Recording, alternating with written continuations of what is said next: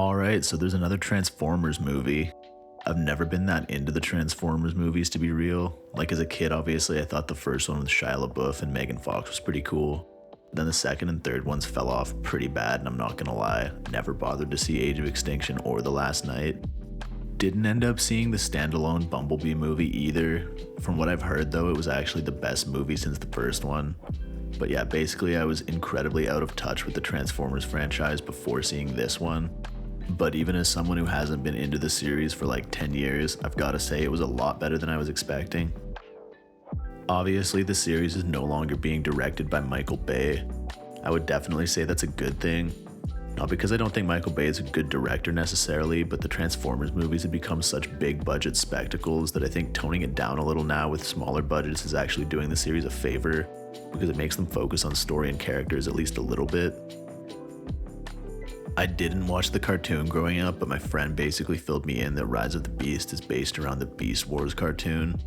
So heading into it, I was kind of expecting to have the movie be mainly focusing on the Maximals and their storyline, but they're actually not in the movie that much. There's a short opening sequence providing some backstory on them, and then they obviously join in the big battle in the third act.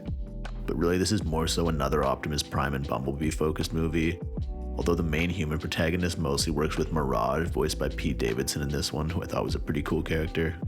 The human characters are definitely the best and most interesting that they've been since Transformers 1. Anthony Ramos is a talented actor, and his relationship with his little brother is definitely like the heart and soul of this movie. They managed to do the sibling with an illness subplot without just like constantly harping on it and farming it for easy emotional moments, so definitely props for that. Dominique Fishback wasn't quite as dialed in my opinion. She had a couple lines where I was kind of like, damn, one more take probably wouldn't have hurt there. But that's not to rip on her completely or anything, she's totally fine in the movie. I also felt like the chemistry between the two leads was sort of whatever, and I was expecting them to obviously shoehorn like a romantic subplot between them sometime later on in the movie, but to my surprise they never did, so massive credit for that. Not every single male and female lead in an action movie need to hook up at some point. They can just work together and go home sometimes, you know? The plot is of course nothing that interesting. Gotta retrieve the magical object to stop the world from being destroyed, just like any other Transformers or Marvel type of movie. I can't speak to how accurately this movie reflects the events of the animated series, but consensus from those who have seen it seems to be pretty much that it's reasonably accurate, just not very in-depth. Of course, the main attraction for all of these movies is always going to be the action, and thankfully it's pretty good here for the most part. The CGI is done well, and when the Transformers are fighting, the sense of scale always feels very epic and impactful. There's a really fun driving scene near the beginning as well with Mirage that definitely was one of my favorite sequences in the movie. I for sure would have liked to see a bit more of the Maximals. There's a decent amount with the Gorilla and the Eagle.